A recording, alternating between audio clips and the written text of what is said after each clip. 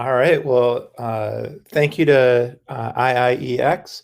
I am Scott Litman, one of the co-founders of Lucy, and really happy to be here today. Real quick, my background, I've spent over 20 years in marketing services and ad tech, generally as an entrepreneur, bringing innovative new solutions to some of the world's biggest brands and companies. I've had the good fortune to work with over 25% of the Fortune 500 in that time. And so today, I'd like to tell you a little bit about Lucy, the AI that we have been working on. We are in our third generation of the platform. And so with that, let me just give you a few slides to provide background, and then we'll go right into live demo. So here's the problem we've been out to solve, which is in large enterprises, there is an overwhelming amount of data available to insights people, researchers, marketers, and the like. And the more people, the more data that's being generated, and the harder it is for any one person to know everything that's there. And so on the right side of this slide, we see some common challenges that are faced.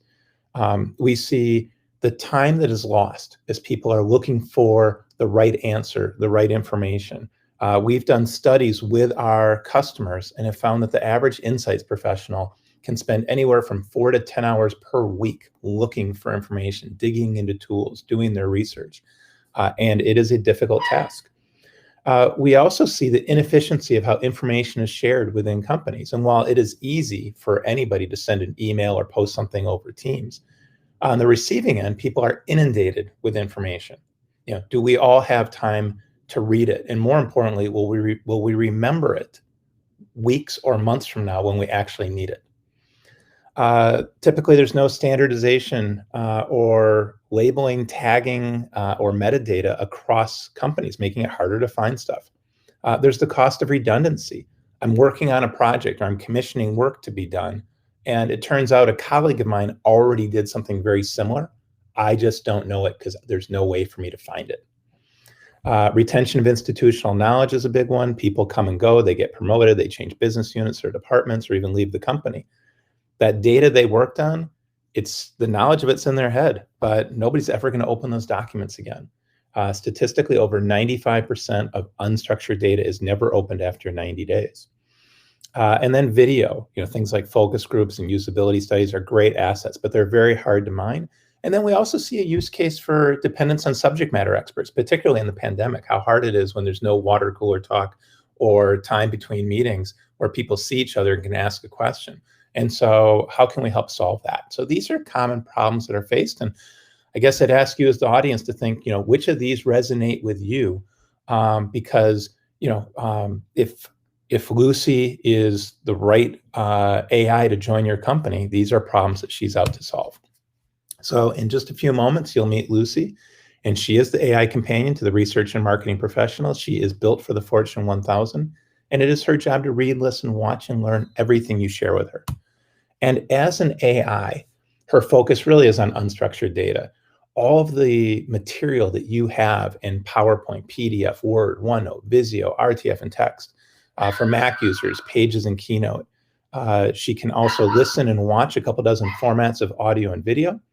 And she also can be connected to the syndicated data that comes from great vendors like eMarketer, or now Insider Intelligence, Kantar, Mintel, Global Web Index, and more. And then we also integrate with various tools. It's so common for businesses to have great capabilities that come from Zappy, Knowledge Hound, Black Swan, dashboards coming from Tableau and Power BI that we can bring in as well. So one of the keys to Lucy is how we handle data. For the most part, the industry is based on the idea that people should upload and curate the data. And it's easy to upload a file.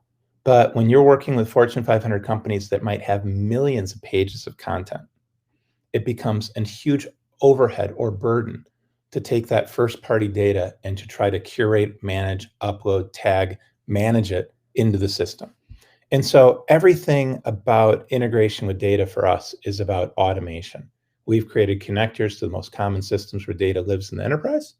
And we really have Lucy use those connectors to go to the client's data, read, listen, watch, and learn what she is given permission to, and then the information's available. There's a huge benefit in reducing the overhead in managing data. There's a huge benefit in just knowing that everything's in. Once Lucy's been connected to the data, she uses her machine learning to learn it. And she does a really good job of it. That said, she is the new employee on the job. And every day she works at your company, she gets smarter. She'll learn jargon, she'll learn acronyms, she'll learn concepts that are unique to any given customer's industry, and she gets smarter every day. And then we like to think of Lucy really as the one-stop shop for knowledge. And there's a huge trend within particularly marketing and research and insights teams to be able to consolidate things so that instead of people having 20 tabs open, they can go to one and they can ask the question. And the question will then be vetted through or queried through all of these different tools and sources and repositories. So with that, let's move on to a quick demo. And we like to say we build Lucy to amaze, delight, and empower knowledge workers. And so with that, bring up Lucy. We'll see that she supports single sign-on as well as multi-factor authentication. And the Lucy that we're going to see today is the Lucy that is really out of the box. It's what I get to use at my company every day. But each of our customers, their Lucy is customized to them. It's their data they own, their data they license, as well as there are some interface things some customers have named their Lucys and certainly co-branded as well. So we're just going to start with a basic question. We do a lot of work in CPG, as well as financial services, entertainment, healthcare, and retail.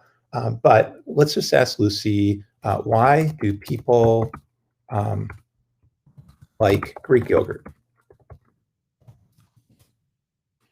And what we're going to see here, a couple of things. The first is that Lucy uses natural language processing and natural language understanding. I'll just zoom in on the question itself. You just talk to Lucy. If the question would make sense to a colleague of yours, it will make sense to Lucy. And while she certainly can handle keywords, and we certainly see plenty of keyword queries, it turns out as people, we have developed language over eons to become more and more expressive and explicit about what we want. And so by using a full sentence, it provides a lot of guardrails to the intent and meaning of what the user wants. So we just use natural language. Now we'll see here that Lucy's a system of answers, and there are different summary answers that she's showing, although her top answer is really about why people like Greek yogurt. Now, she found this answer on page 15 of a 32-page document.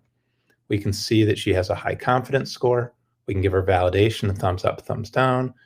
We can see source attribution, where she found this from, and we can download this locally.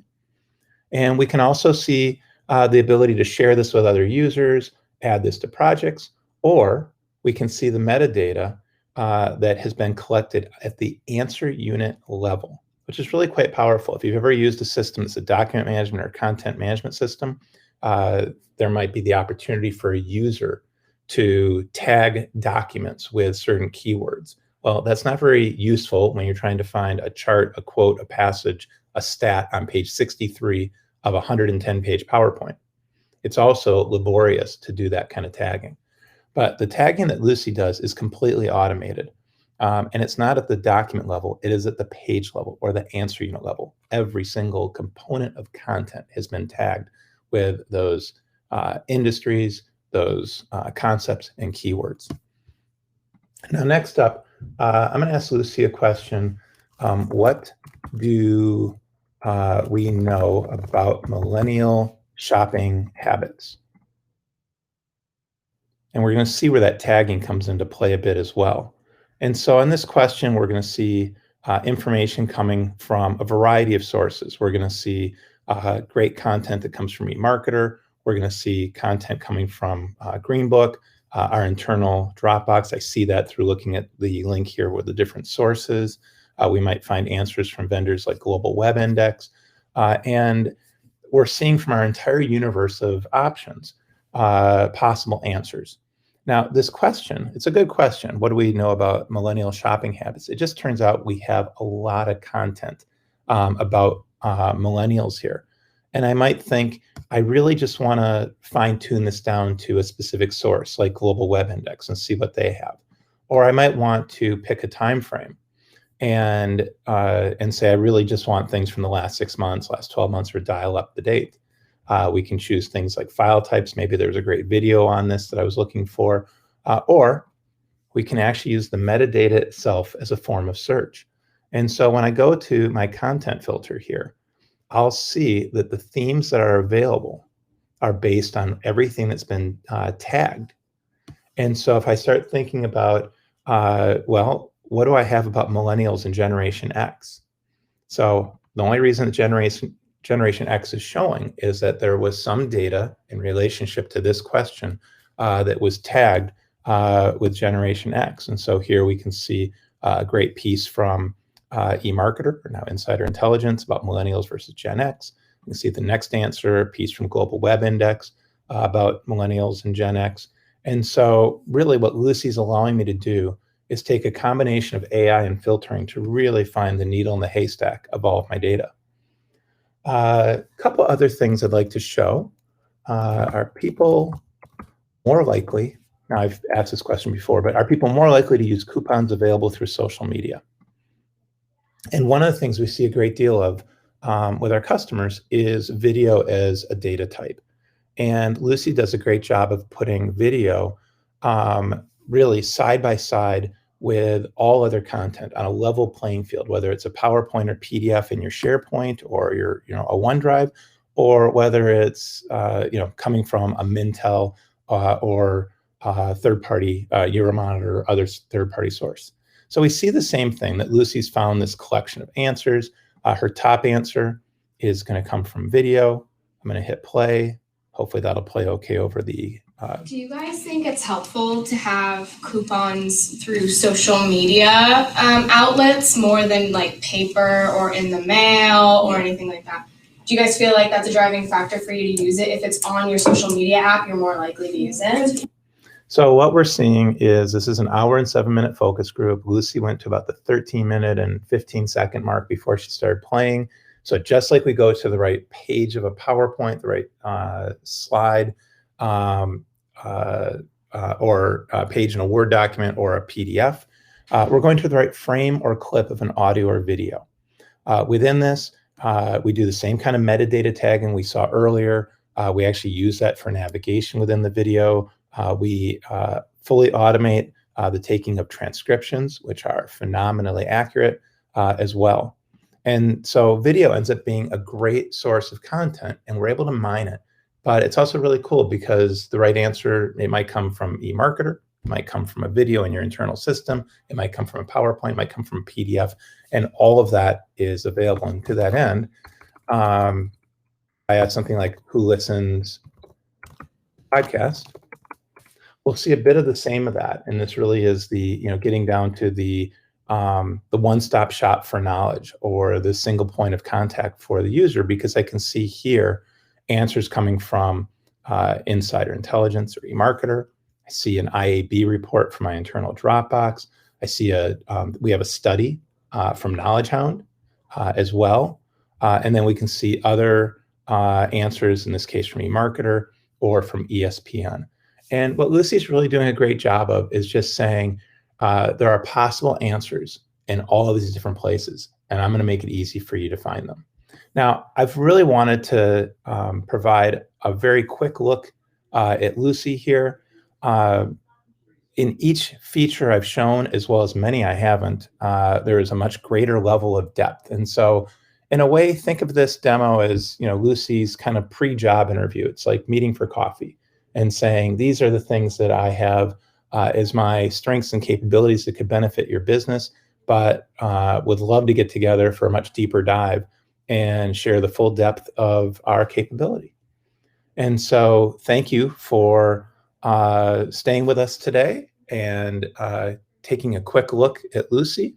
And hopefully there will be future interest to want to get together for greater exploration, and we would love to meet you to talk about it.